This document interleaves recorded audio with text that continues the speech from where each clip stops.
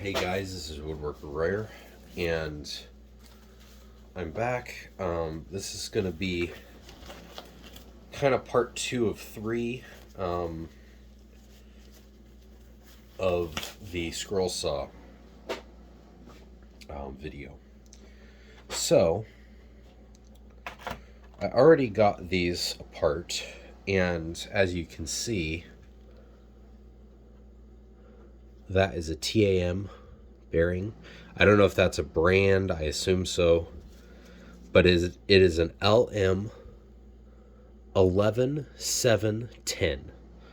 So Luna Michael 11710. That is a Timken part number. It's apparently a fairly common bearing size. If I lived in the EU, 123 Bearings has them on sale, for sale, I should say, for only $28 for this part and the cone. Here in the US, I can get them on eBay for about $9. So for both parts. So I'm glad I don't live in the EU, for that and other reasons. But anyway, so apparently this is a tapered roller bearing. Obviously it's a tapered roller bearing because it's tapered and it's a roller bearing. So apparently I need to get a bearing separator for this side. I think this side is a little bit less gummed up, but I guess not. Thought it was. See if I can just get this off of here. I don't think I can. Nope. Okay, I'm gonna have to get a bearing separator to do this. I thought that this was not that hard to get off. But apparently not this whole thing. This axle is not part of it. This washer is not part of it. But apparently, so, and neither is this sign. But apparently this inner race and the rollers and the cage are all the inner, I forget what they called it, but basically inner part of the bearing. And then this outer race is this is the inner cone, and then this outer race is the outer race, I guess. I forget what they call it. But anyway, so basically that's how tapered roller bearings generally come. I think with like wheel bearings and stuff, this cage and stuff is separate, but I don't remember. Anyway, so when I get the new ones, I will let you know, but I just wanted to let you know the part numbers for this.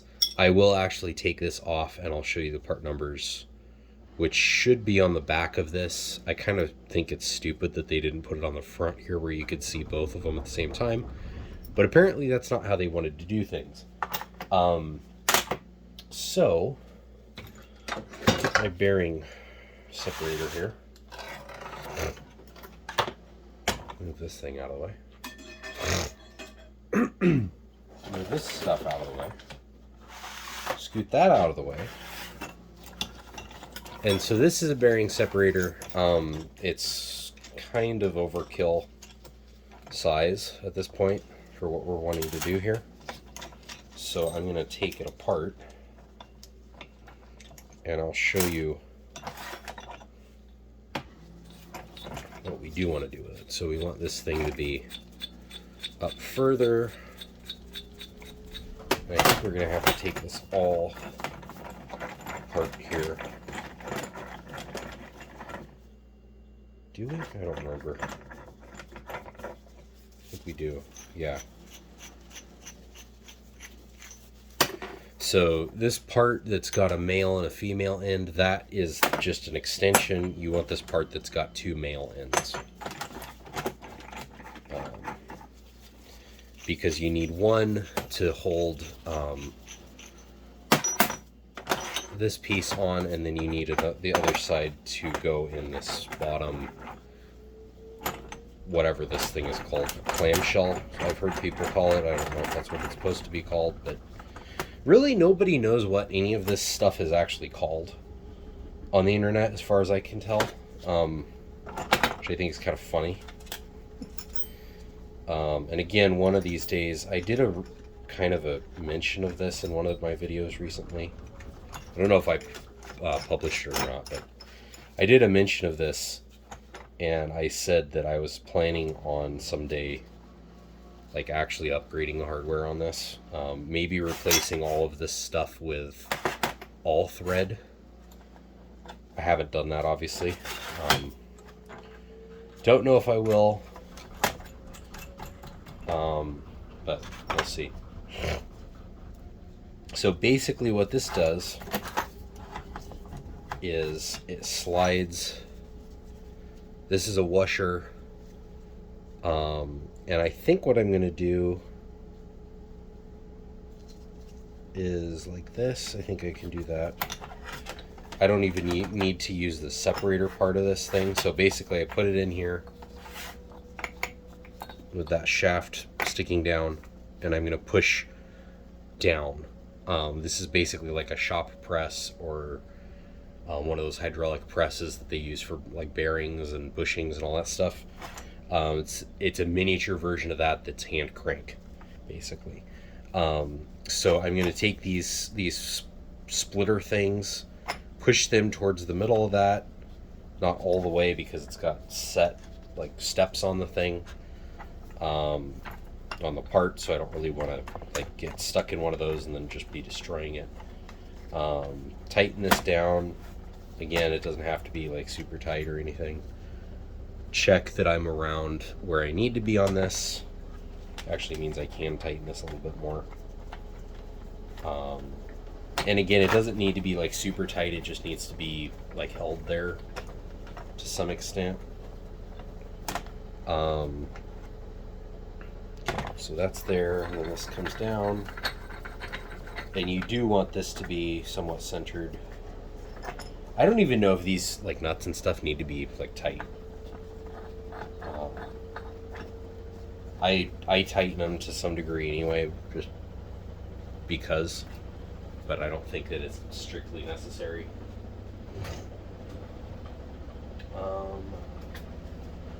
I think this is too big. It is. I don't know what size that is.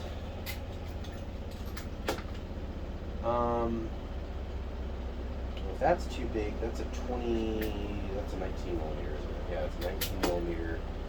So 16 and 17 millimeter, maybe? Not a 16, it's a 17. Okay.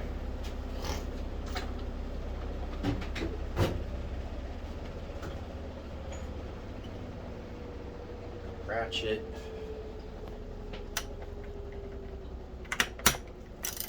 And start tightening it. And this is coming off really easily, which is nice for once.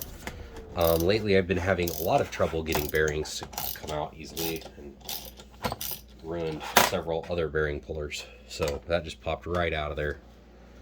And as you can see, it's got lots and lots of grease and oil and goo on it. Which is good because that made it come out really, really easily without any trouble. So there's the washer. So that can go in there, and these pieces can go here. Now, paper towel, and I'll clean this up for you so you can see that. The other side of this, now there's two numbers on this bearing. Normal bearings, ball bearings, have one, and if you're lucky, maybe they have it on the other side too. So this is a Lima Michael 11710 part number, and maybe you can kind of make that out there. And this one is a Lima Michael 11749. So there's two different part numbers on this, facing two different directions, because why put them on the same side? I think that, I would assume that this would be the case anyway, but I think that this part number and this part number are connected.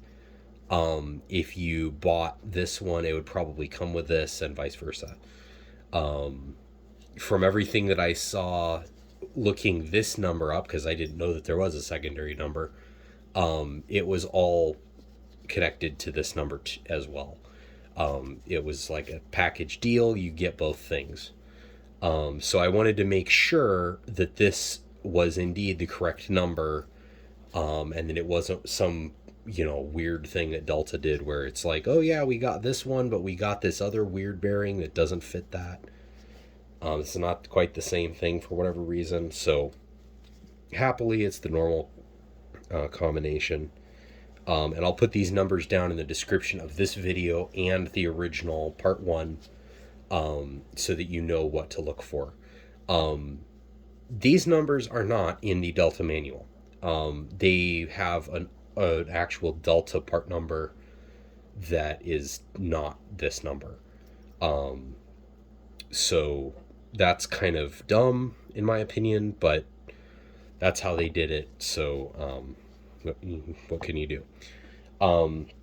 So I'll extract the other one of these, and then that'll be the end of the video. But I just wanted to let you guys know what was kind of like how this worked, and that kind of thing, because it's good information to have. It's nice to be able to just watch a video and do this. And when I looked for this, there was no video of how to do any of this stuff, which is why I'm putting one up, because I don't want to search through a forum for 3 hours and try and read, so-and-so's account of how they did this, and they left out 3 steps, or they didn't write it, or, they asked the question and then they did it and they're like, oh yeah, I got it done. And then they never respond to any of the questions about how they did it or whatever. We've all seen those forum posters, and I don't think that they're popular people. I hope, because, if they are popular people, we're in trouble. So, bearings are done. There's a little... No, that's not rust. It looked like a little bit of rust on here, but it's just sawdust. I have no idea what that weird pattern is on this. Must be the aliens landed around this and it just caused an anomaly there. Clearly that's what happened. So anyway, I'll get this stuff cleaned up before I put it back, obviously, but I just wanted to let you know what was going on with that and what part numbers everything was, so that if you have a Delta 40 number 40-650, so 4650, or also known as a Q3 Delta 18-inch scroll saw, you know how to take it apart. And this may be normal for all scroll saws. I don't know. I've never taken apart a scroll saw before, and this is the bearings that basically the arm sits on and uses. And as you can see, there's grease or rust in there. These bearings didn't get a whole lot of movement. They just kind of sat there and pivoted back and forth. Very, very little.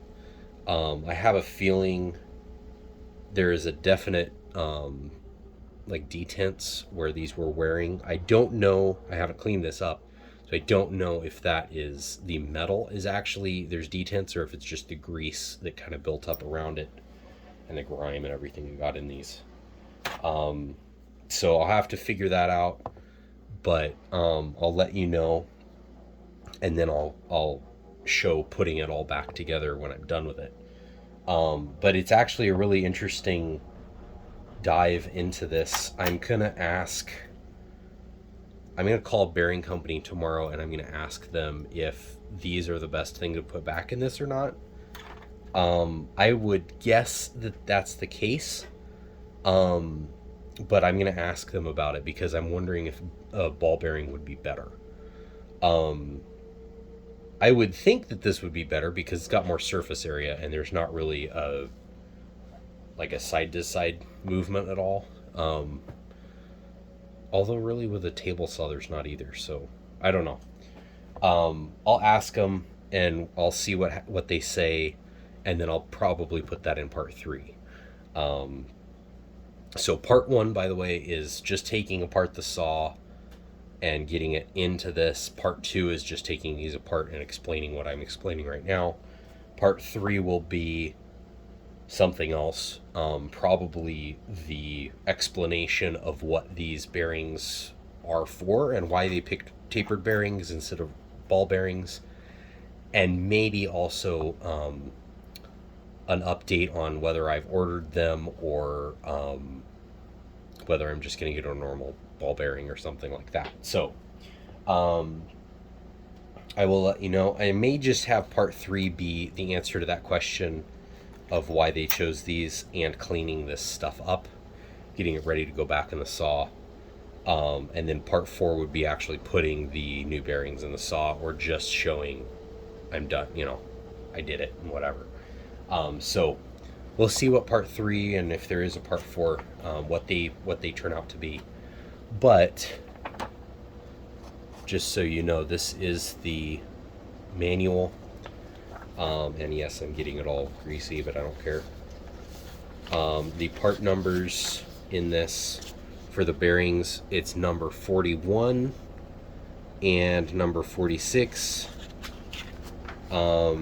Which, if we look here, 41 is a 9244053, sorry, 1681 bearing, and the number 46 is also the same part number. So for whatever reason, they decided to use the same different numbers on the schematic for the same part. I wouldn't have done that if it were me building the thing, but I don't know. Maybe there's a reason that they did that too. I mean, obviously there's a reason that they did it, but maybe there's some rule about that you have to use different numbers or something. I don't know. I would have had that just be the same number on here, 41 and a 41, like that or something. Anyway, so that's that.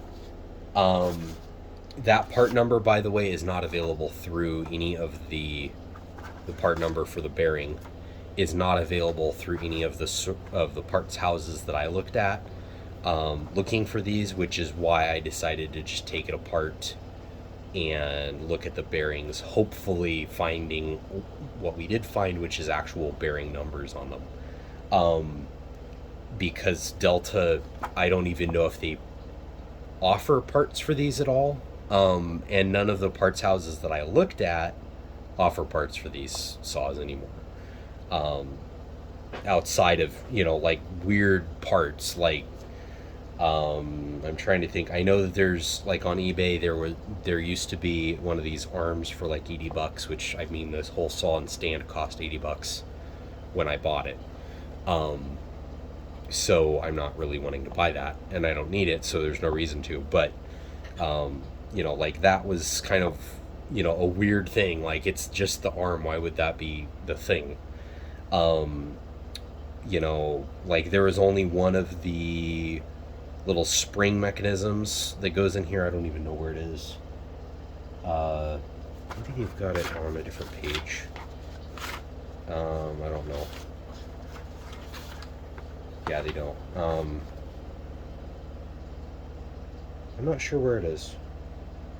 It might be part 61.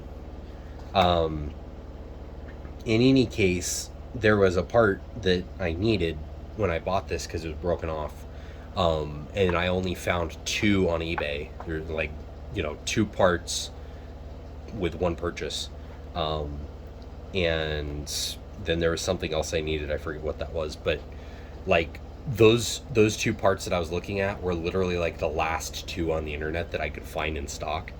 And it cost me $30 for them it's an insert for the base, and then that one thing, that little spring thing.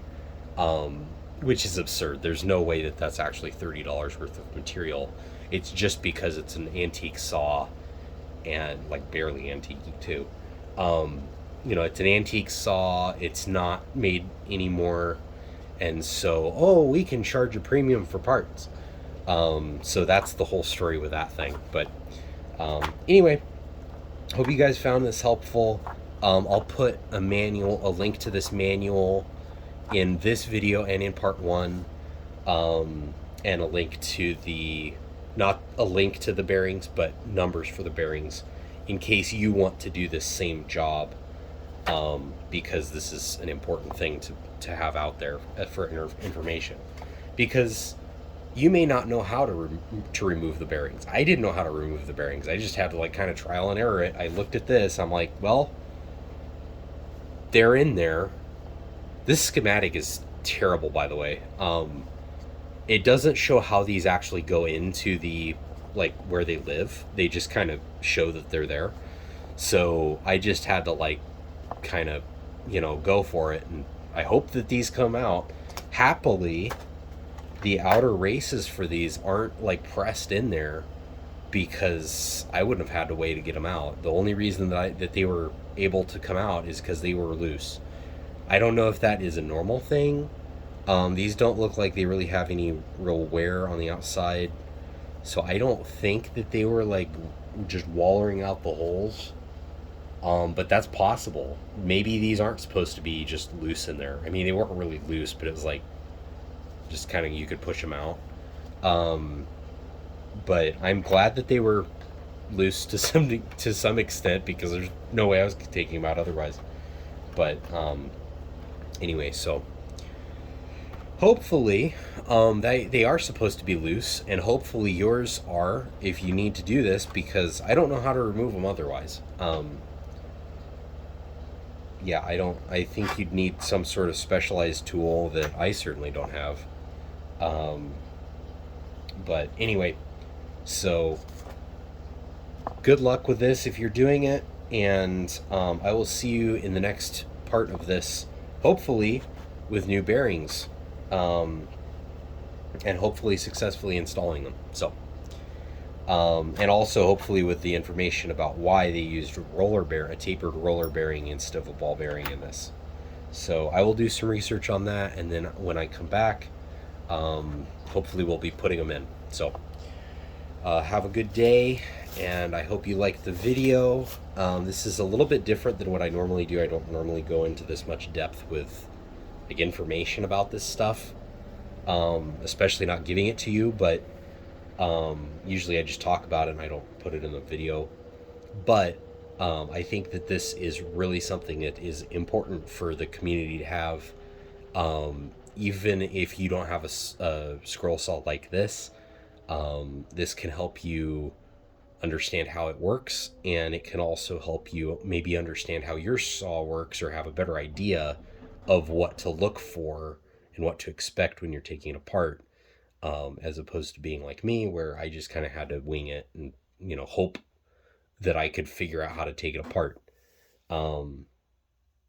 which is not a very complicated mechanism or system, but it's like just kind of, you have to understand and have experience with this stuff to be able to understand how to take all of it apart. And you have to have specialized tools like a bearing puller.